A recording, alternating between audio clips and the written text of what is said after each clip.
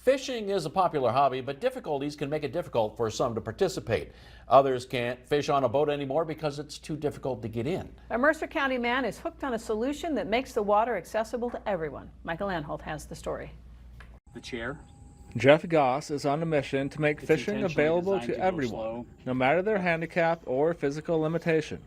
The lack of accessibility around Mercer County and the surrounding areas infuriated him. The more I researched it, the more upset I got. That's why Goss started Wheelchairs and Walleyes 18 months ago, and the momentum has been non-stop ever since.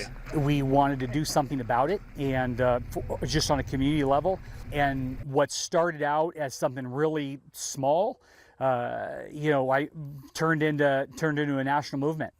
Wheelchairs and Walleyes has accomplished a lot, like completed projects in Hazen and Beulah Bays. The ramps are wheelchair compliant, have platform and chair lifts for disabled persons. Many people have thanked Goss for noticing a need that was out of sight and out of mind. I have had a lot of people that have come to us and actually said that, like, oh my gosh, I feel like an idiot. I never thought about a wheelchair user, how they do it, and that's the common theme.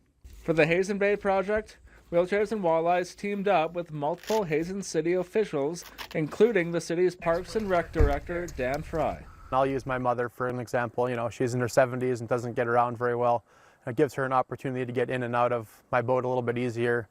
Dan said this about Goss: when he sets his mind to something, he's relentless and gets things done. In Hazen, I'm Michael Anholt reporting for your news leader.